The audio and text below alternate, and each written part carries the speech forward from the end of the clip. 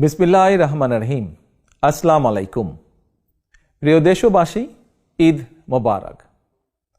ত্যাগ, তাকওয়া আর সংযমের শিক্ষা গ্রহণের মধ্য দিয়ে মাসব্যাপী সিয়াম সাধনার পর ব্যক্তি, পরিবার, সমাজ এবং রাষ্ট্রীয় জীবনকে সুন্দর ও পরিশুদ্ধ করার পাশাপাশি মুসলিম উম্মার বিশ্বজনীন ঐক্য, সংহতি, সহমর্মিতা এবং অনাবিল আনন্দের বার্তা নিয়ে এলো পবিত্র ঈদ উল ফিতর। ঈদ উল ফিতর উপলক্ষে আমি বাংলাদেশ সহ বিশ্ব মুসলিম উম্মার প্রতি জানাই আন্তরিক শুভেচ্ছা, অভিনন্দন ও মোবারকবাদ। ঈদ মোবারক।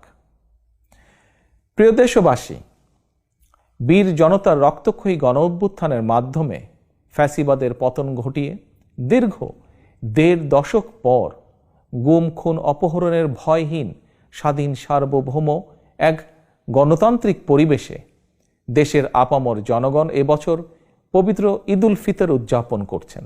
এবারের ঈদ আনন্দে তাই যোগ হয়েছে উচ্ছ্বাস, উৎসাহ, উদ্দীপনার এক নতুন মাত্রা।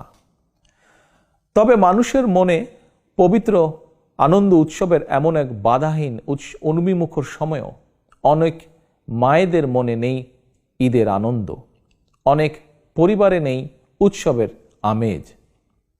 কারণ ফ্যাসিবাদের দীর্ঘ ১.৫ দশকের গুম, খুন, অপহরণ, জুলুম, নির্যাতনে স্বজনহারা, সন্তানহারা লাখো পরিবারে নেমে এসেছিল জাহিলিয়াতের অন্ধকার। শুধুমাত্র জুলাই আগস্টেরই পলাতক স্বৈরাচারের পতনের শেষ দিনগুলোতে প্রাণ হারিয়েছেন নানা শ্রেণী পেশার হাজারো মানুষ।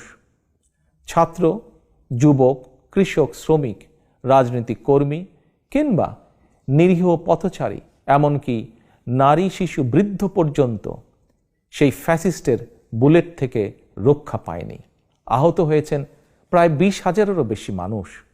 ফ্যাসিবাদ পতন আন্দোলনে হতাহতের পরিবারগুলোতে আজ তাই ঈদ উৎসবের বাঁধ ভাঙা উচ্ছ্বাস নেই। ঈদের দিনেও হয়তো সন্তানহারা কোনো কোনো মায়ের চোখে থাকবে পানি। এই আনন্দ ঘন সময়ও স্বজনদের হৃদয়ে আপনজন হারানোর নিঃশব্দ কান্না।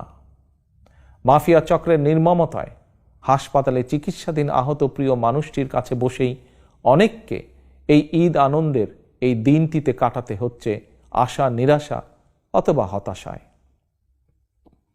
প্রিয় দেশবাসী, দীর্ঘ ১.৫ দশক ধরে ফ্যাসিবাদী শাসন চালাতে গিয়ে যারা মানুষের ঈদ উৎসবের আনন্দকে ধ্বংস করে দিয়েছে, যারা অস্ত্রের জোরে মায়েদের বুক থেকে তাদের প্রিয় সন্তানদেরকে কেড়ে নিয়েছে,